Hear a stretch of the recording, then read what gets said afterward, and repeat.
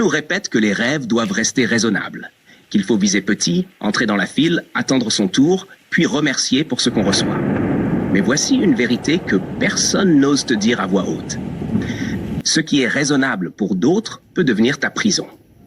L'histoire d'Elon Musk n'est pas la légende d'un génie tombé du ciel. C'est l'histoire d'un être humain qui a décidé de briser cette prison. Et aujourd'hui, je veux que tu utilises cette histoire comme un miroir, non pas pour l'admirer, mais pour y lire ta propre permission d'oser. Il naît loin des capitales de la technologie, en Afrique du Sud. Pas de tapis rouge, beaucoup de silence, beaucoup de livres. Un enfant qui lit jusqu'à se perdre dans les pages, qui démonte les choses pour comprendre comment elles fonctionnent, qui apprend à coder parce qu'il devine qu'une ligne de commande peut ouvrir des portes invisibles. Il vend un jeu vidéo à 12 ans. Ce n'est pas un triomphe hollywoodien, c'est un signe. Lorsqu'on met l'énergie au bon endroit, le monde s'entrouvre. C'est ça que tu dois retenir. Tu n'as pas besoin de tout. Tu as besoin d'une brèche, d'un interstice dans la réalité et d'assez de courage pour t'y engouffrer. Il part ensuite vers l'Amérique du Nord avec plus d'idées que de moyens. Il n'a pas pour boussole la gloire. Il a pour boussole la question. Quels sont les problèmes qui comptent vraiment?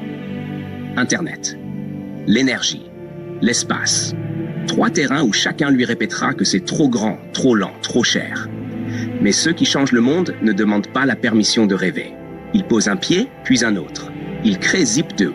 Ils lancent XCOM, qui deviendra PayPal. Ce ne sont pas des années glamour. Ce sont des années de café froid, de nuits blanches, de douche à la salle de sport, de bureaux où l'on dort à même le sol parce que le compte en banque n'a pas encore appris à suivre l'ambition. Et c'est là que se révèle une première règle. L'inconfort n'est pas ton ennemi. C'est ta forge. Ce que tu veux vraiment, tu l'obtiens en payant à l'avance, en sueur, en doute, en persévérance. Puis, l'argent arrive. On revend PayPal. Le moment où la majorité se détend, s'achète des certitudes, change de voiture. Et lui, il fait l'inverse. Il convertit ce succès en essence pour les problèmes d'après. Il parie sur 2 causes que tout le monde juge folles. Des voitures électriques désirables qui accélèrent la transition énergétique et des fusées réutilisables qui divisent le coût d'accès à l'orbite. Tesla, SpaceX. 2 noms qui, au départ, sont surtout 2 paris contre la peur du monde. Et la peur réagit. Les premiers lancements de SpaceX échouent. 1 fois, 2 fois, 3 fois. Chaque tir manqué est une gifle publique. Les articles assassins se multiplient, les sourires moqueurs aussi. L'argent s'évapore. Les nuits deviennent longues, les jours n'en finissent pas. De l'autre côté, Tesla affronte les retards, les chaînes de production capricieuses, la dureté d'un secteur qui ne pardonne rien. Il est facile, de loin, de juger. De près, il faut respirer quand tout s'effondre. Et c'est précisément là que naît la seconde règle. L'échec répété ne définit pas ce que tu es. Il affine ce que tu dois devenir. Chacune de ces chutes enseigne quelque chose. Où se brise la pièce? Comment flanche le processus? Pourquoi la communication n'a pas suivi? Et c'est cette alchimie, tomber, apprendre, ajuster, recommencer, qui transforme les perdants obstinés en bâtisseurs imparables. Vient alors le 4e lancement. On a déjà dépensé presque tout. L'équipe est tendue comme un arc. Les cœurs battent dans la gorge. Quand la fusée décolle et que cette fois elle tient, quelque chose se débloque dans le monde et chez chacun d'eux. Non pas parce que la chance aurait enfin souri, mais parce que la discipline a fini par payer. Parce que la compétence, soudée au courage, finit par créer son propre climat. Ce jour-là, une porte s'ouvre. Des contrats, des partenaires. Une crédibilité qui replace l'impossible à portée de main. Et toi, écoute bien. Tu auras, toi aussi, un 4e lancement. Un moment où le monde exténué de tes efforts dira « D'accord, montre-moi ». Prépare-le. Prépare-le par le travail, l'honnêteté avec toi-même, l'obsession de progresser d'un pas par jour. Ne te raconte pas d'histoire. La suite n'est pas un tapis rouge. Tesla fera face à d'autres tempêtes. Modèle en retard, scepticisme, défauts à corriger pendant que tout le monde te regarde. SpaceX vivra d'autres tensions, d'autres épreuves. Mais la différence désormais tient en une phrase. La preuve existe. Et quand tu donnes une preuve vivante au monde, tu modifies ses priorités. C'est la 3e règle. La preuve change la carte. Elle transforme le rire en écoute, le non en peut-être, et parfois le peut-être en oui. Offre au monde une preuve, même petite, même imparfaite. Et il te donnera de l'oxygène pour grandir. Alors que dois-tu faire, toi qui m'écoutes? D'abord, clarifie ta mission. Écris-la, une seule phrase, pas un slogan, une boussole. Je veux que, et tu termines par un verbe d'action. Servir, résoudre, créer, soigner, éduquer, réparer. Ensuite, sanctuarise 1 heure par jour. 1 heure non négociable, comme un rendez-vous sacré avec ton futur. Pas pour scroller, pour produire, pour écrire, prototyper, appeler, apprendre.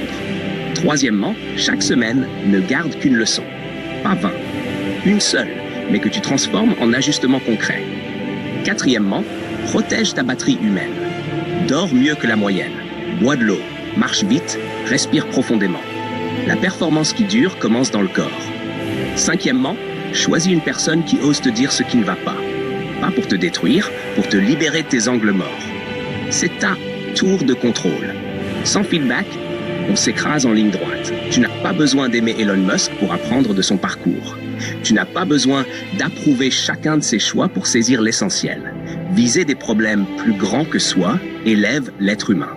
Cela t'oblige à agrandir tes compétences, à raffiner ton caractère, à apprendre plus vite que le chaos. C'est violent parfois, mais c'est ainsi qu'on devient solide. C'est ainsi qu'on cesse de mendier des opportunités et qu'on finit par en créer. La quatrième règle, c'est celle-ci. Le monde respecte la valeur répétable. Pas l'excuse brillante, pas le rêve non agi. La valeur qui arrive à l'heure, même fatiguée, même imparfaite, mais réelle. Tu vivras, toi aussi, des versions de 2008, des moments où tout s'entremêle. Fatigue, dette, solitude, incompréhension.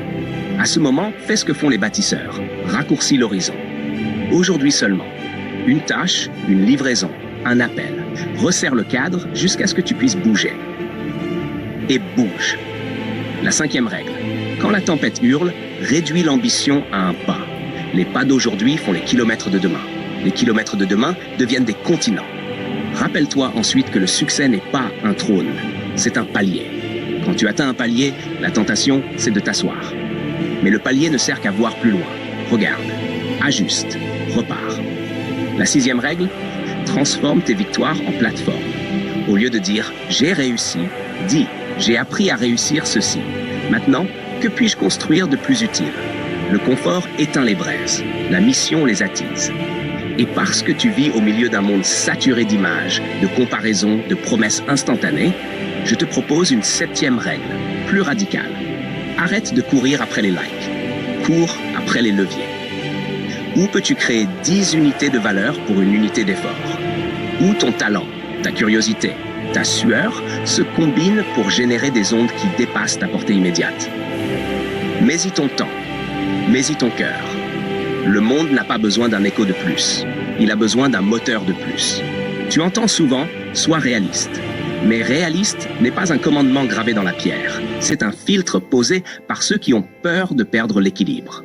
Être réaliste, c'est utile quand il s'agit de calculer un budget, de planifier un sprint, de sécuriser une étape. Mais pour choisir un cap, le réalisme est un piètre conseiller.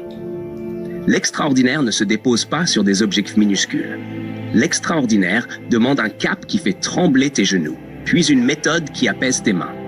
C'est ça, la combinaison gagnante. Vision audacieuse, exécution rigoureuse. Alors je te parle, à toi qui as peut-être des dettes, peu de temps, une famille à nourrir, des regards qui doutent. Je ne te vends pas une fable. Je te propose une manière de traverser. Prends ta mission, découpe-la en blocs de 20 minutes, pose-les dans ta journée comme on pose des briques. À chaque brique, tu dis au monde qui tu deviens.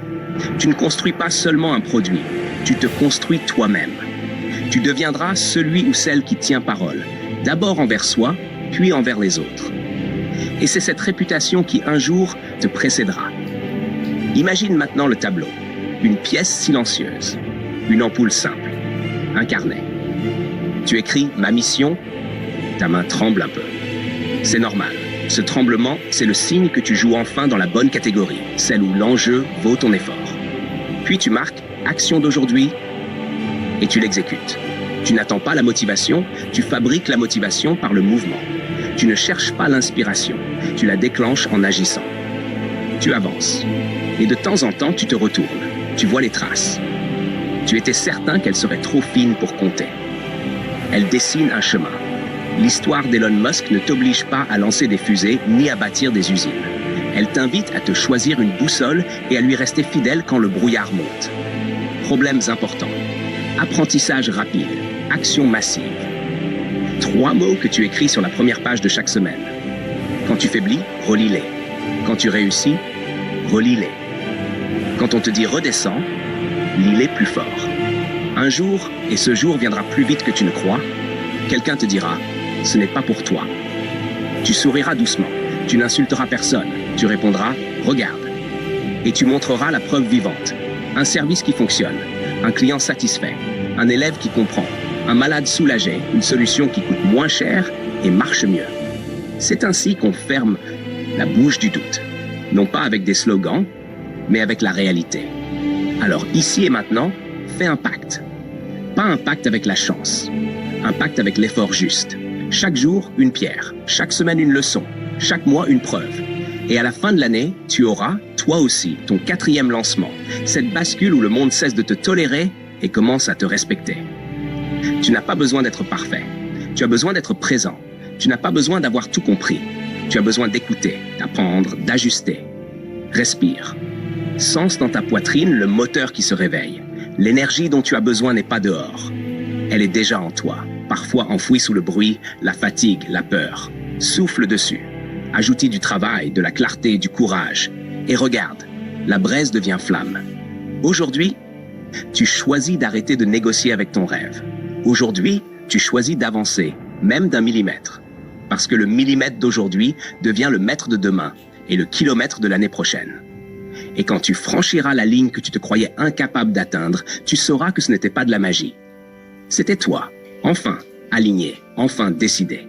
Alors lève-toi, écris, agis, persévère. Et si quelqu'un te dit « sois réaliste », réponds tranquillement.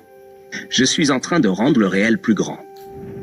Si ce message t'a inspiré, prends une seconde, abonne-toi, like la vidéo et laisse un commentaire pour partager ce que tu ressens. Ton soutien fait toute la différence et ensemble, on peut inspirer encore plus de personnes.